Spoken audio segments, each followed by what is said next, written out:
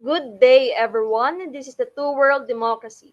Now, as a treat for all of our Asian viewers, we will be comparing two democratic countries in Asia, the Philippines and South Korea. And together with us are three political science students who will impart their knowledge on today's comparative politics.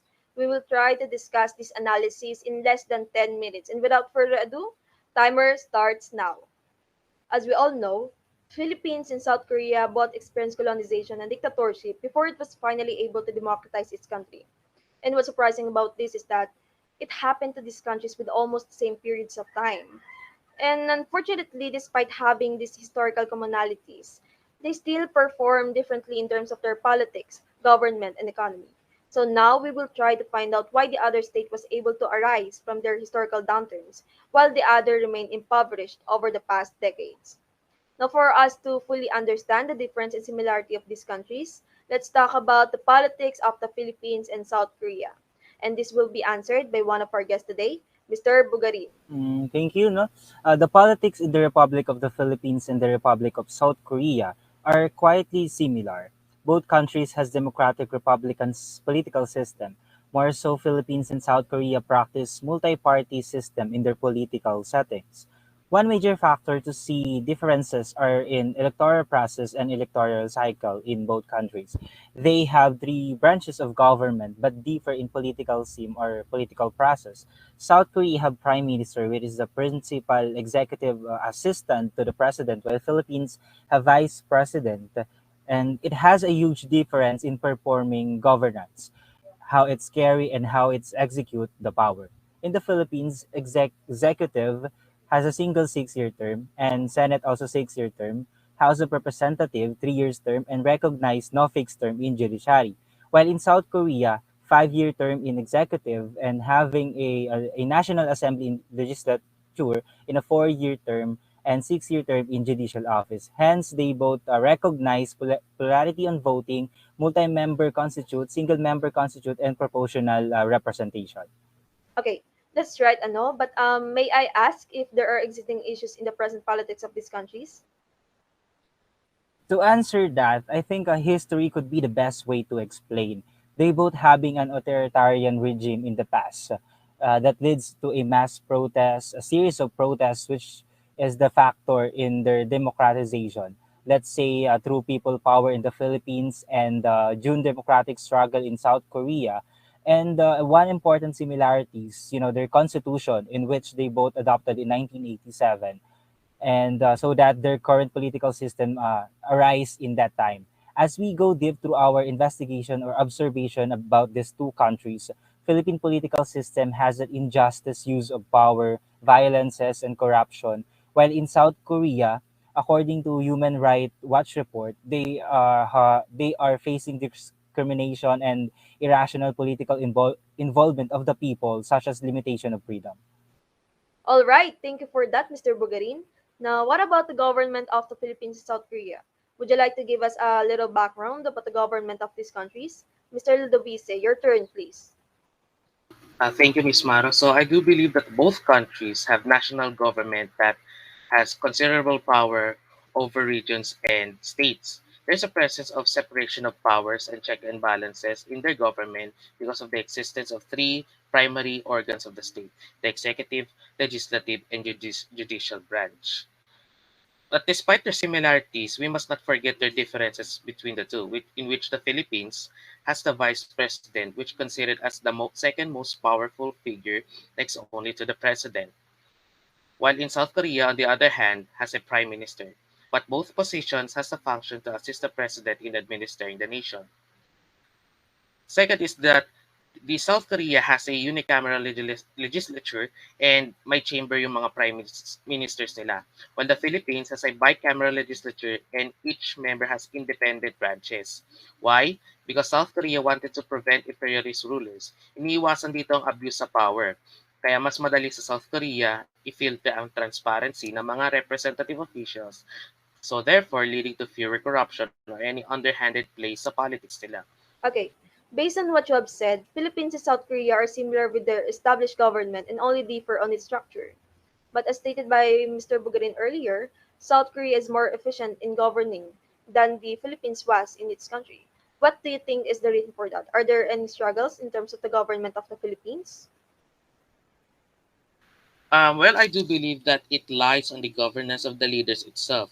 The problem we see in the Philippines is that they are highly recognized as one of the most corruptive countries in Asia. In fact, according to one study, the corruption rank in the Philippines increased to 115 in the year 2020 from 113 in the year 2019. And also, it averages 94.77 from 1995 until 2020.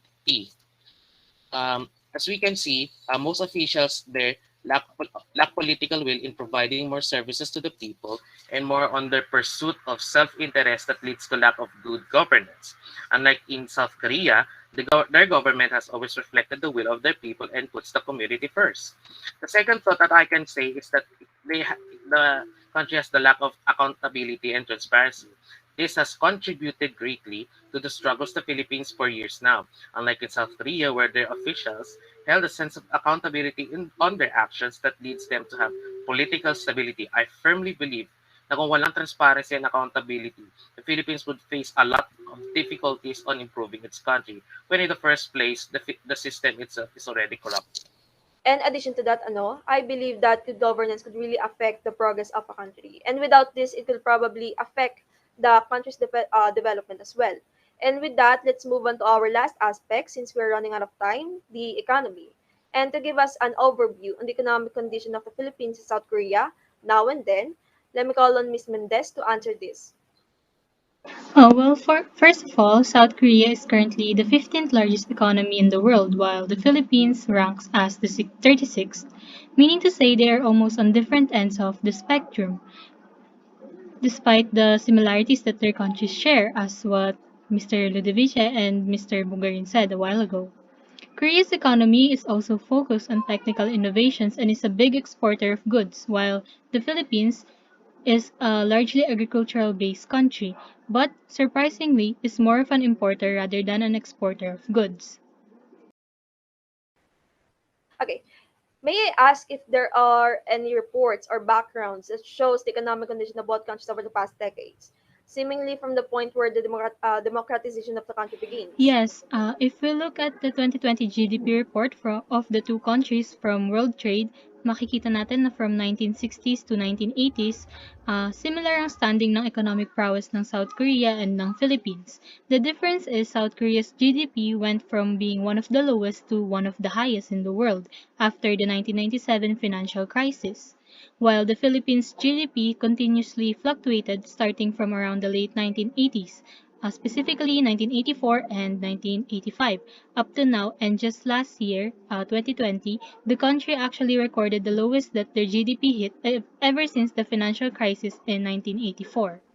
All right, thank you so much for that. And for our last question for today, as a political science students, what are the alternatives that you could offer that the Philippines could do to develop its economy?